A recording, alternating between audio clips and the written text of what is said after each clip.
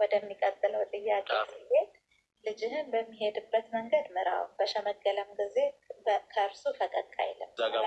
22 ቁጥር 6 ምን ማለት ነው? እንዴት ነው ልጆቻችንን የምንመራው? በሚሄድበት ነው የሚለው፣ በምንሄድበት አይልም። እኛ በፈለግነው በወላጅ አይልም። በሚሄድበት ልጁ በሚሄድበት ነው የሚለው ምን ማለት ነው ነው የሚቀጥለው ጥያቄ። ይሄ ቃል በነገራችን ላይ ሁልጊዜም እግዚአብሔር አምላክ ለሰዎች ልጆች በምን አይነት ወይ መሄድ እንዳለበት ነው የሚነግረን። ነገር ግን አንድ ከሱ ከፍ ብለን ልናነብ የሚገባን አንድ ቃል አለ። ምዕራፍ 22 ቁጥር 6 ላይ ከመሄዳችን በፊት ቁጥር 5 ላይ ያለውን ስናነብ እንዲህ ነው የሚለው፣ እሾህና ወጥመድ ጠማማ ሰው መንገድ ናቸው ይላል። እሾህና ወጥመድ በጠማማ ሰው መንገድ ናቸው። እሾክም አለ ወጥመድም በጠማማ ሰዎች መንገድ ላይ አሉ ማለት ነው። ይሄ የተነገረው በሰዓቱ ወይንም ይሄ ቃል የተነገረው ራሳቸውን ላወቁ ራሳቸውን ማኔጅ ለሚያደርጉ፣ ቅድም ብያቸዋለሁ እኔና እናንተ ልጆች አለን ብለን ለምናወራ ሰዎች እንኳን እኛ ራሱ የልጆች ባለቤት ራሱ በእግዚአብሔር ዘንድ ልጅ ነን። ለምሳሌ ናኒታ አንቺ ልጆች እግዚአብሔር አምላክ ሰጥተውሻል፣ ግን አንቺም በእግዚአብሔር ፊት ልጅ ነሽ። ልጆችሽ ለአንቺ ልጅ ናቸው፣ አንቺም በእግዚአብሔር ፊት ልጅ ነሽ። አየሽ፣ አንቺና ልጆችሽ እኩል ማይንድ ሴታፕ የላችሁ። ነገሮችን የምታዩበት አንግል፣ የምታስተውሉበት አንግል፣ ሰዎች ጋር የምታደርጊበት ኮሚኒኬሽን አንግል እንደ ልጆችሽ አይደለም። አንቺ በሰል ብለሻል። 4 አይነት አቅጣጫ ታያለሽ። አንድ ነገር ከአንደበቴ ከመውጣቱ በፊት ምን ይነካል፣ ማንን ይጎዳል፣ ለየትኛው። ለምሳሌ ልጆች ፊት የምታወሪውንና ከአዋቂ ጋር የምታወሪውን ወሬ ትለያለሽ። ለምን? ማይንድ ሴታፕሽ ያደገ ስለሆነ የበሰለ ስለሆነ። ልጆች ደግሞ የትኛውንም አይነት ያወሩ ያንን እንትን አያደርጉት፣ ገናዘቡትም። ስለዚህ አሁን በዚህ ማገናዘብ በሚችል ሰው እድሜ ላይ ነው ልጅን በሚሄድበት መንገድ ምራው ያለው። ለዚህ ነው ቅድም እናንተ ጋር የምትጠራው ሀያሉ አሜሪካን ሀገር ይህንን ህግ ያወጣችው ከዚህ ነው። ነፃነት ለልጆች የፈለጉትን የመምረጥ፣ የፈለጉትን የማድረግ፣ የፈለጉትን ሪሊጅን የመከተል፣ በፈለጉት አይነት ስፒሪቹዋል ወይ የሚመራን ዶክትሪን መከተል መብት አላቸው ይላል። ገብቶሻል? ስለዚህ ልጆች የሚፈልጉትን ሃይማኖት የመምረጥ መብት አላቸው፣ መከልከል አንችልም። ለምን ካልሽ እነሱ የሚሉበት ወይ እና መጽሐፍ ቅዱስ የሚልበት ወይ ግን ይለያል። ፎር ኤግዛምፕል እነሱ ይህንን ፍሪደም ባይብል ነው የሚፈቅደው፣ እኛም ማንፈቅድበት ምክንያት የለም ስለሚሉ የእነሱ ህግ አንደኛው የወጣው ከዚሁ ስለሆነ ማለት ከዚሁ ስለሆነ። ለምን አንቺ ያነሳሽው ህግ አንድ ነው። ልጅን በሚሄድበት መንገድ ምን በለው ምራው፣ አትከልክለው ነው አትከልክለው። ይሄ ኢትዮጵያ ውስጥም አለ። የሰዎች ልጆች ነፃነት አለው።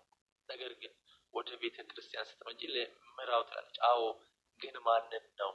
የትኛው ኤጅ ላይ ያሉትን ነው? እነማንን ነው የሚለው።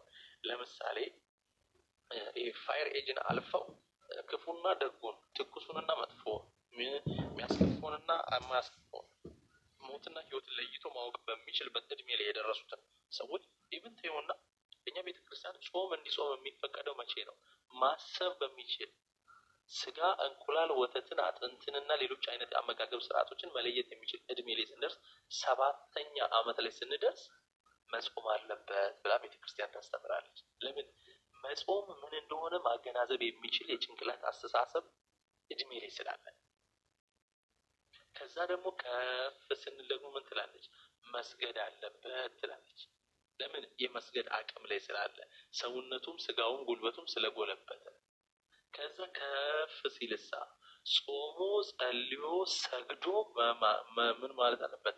መኖር አለበት ትላለች። ከፍ ስለሚል ከዛ ከፍ ሲል መጾም፣ መጸለይ፣ መስገድ ብቻ አይደለም፣ ምጽዋት፣ አስራት፣ በኩራትም ማውጣት አለበት ትላለች። አየሽ፣ ሁሉንም ነገር በደረጃ ነው የምታስቀምጠው። ሁሉም እንደየእድሜው እንዲያደርግ ነው ቤተክርስቲያን የምታስተምረው። እና ለምሳሌ የዱላ ቅብብሎች ሩጫ አለ። አንድ ሰው ከተፈቀደለት ስቴፕ በላይ ሳይሮጥ ዛሬ ይሄኛው ጓደኛዬ ደክሟልና ሮጬ ሄጄ ልቀበለው ብሎ ያችን መስመር አልፎ ሄዶ ዱላውን ተቀብሎ መሮጥ ማንም ሰው አይችልም። ዱላውን የሚቀበለው ያኛው ሯጭ ሮጦ ያንን ስቴፕ ላይ ደርሶ ያንን ዱላ ሲሰጠው ነው ይዞ ይሄ ሰውዬ አንደኛ ለመውጣት የሚሽቀዳደመው።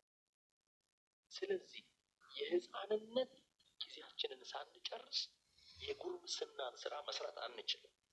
የጉርምስና ፋየር ኤጅን የምትባለዋን ሳናልፍ ወጣትነት ላይ አንደርስም። የወጣትነትን ጊዜ ሳናልፍ ጎልማሳነት ላይ አንደርስም።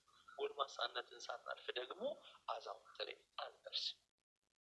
ሁሉም ስቴፖች ደግሞ የራሱ የሆነ የባህሪ መቀያየር አለው። ኔቸር ተፈጥሮ ስለሆነ ሆርሞናችን በተቀያየረ ቁጥር አስተዳደጋችንም አመለካከታችንም አስተሳሰባችንም ነገሮችን የመረዳትና የመቀበል አቅማችንም በዛው ልክ ነው እየተቀያየረ የሚመጣው። ሕፃን ልጅ ገና እሳትን ሲያይ የእሳቱ ቀለም ደስ ስለሚለው እጁን መስደድ ይፈልጋል። አባት ሲያሳድግ ምንድን ነው የሚለው? እናት ስታሳድግ ምንድን ነው የምትለው? እፉ እያለች ታሳድጋለች። ካለበለዚያ ደግሞ እጇን ወደዛ ጋር ልካ እንደሚያቃጥል ምልክት እያሳየች ታስጠጋለች። ልክ ከፍ ብሎ ደግሞ ልጅ ዳዴ እያለ መንካት የማይተው ከሆነ እናት ልጇን ቀስ አድርጋ እጁን ወስዳ ነካ አድርጋ ትመልሳለች እንደሚያቃጥል። ልክ ካቃጠለው በኋላ ለሁለተኛ ጊዜ አትነቀውም፣ አትጠብቀውም። ለምን? መጀመሪያ ዙር ስላቃጠለው ሁለተኛ ዙር ሄዶ ይሄ ልጅ አይነካም።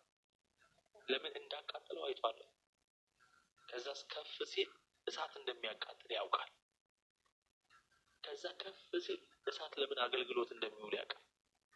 ከዛም ከፍ ሲል የእሳት አደጋው ምን እንደሆነ ያውቃል።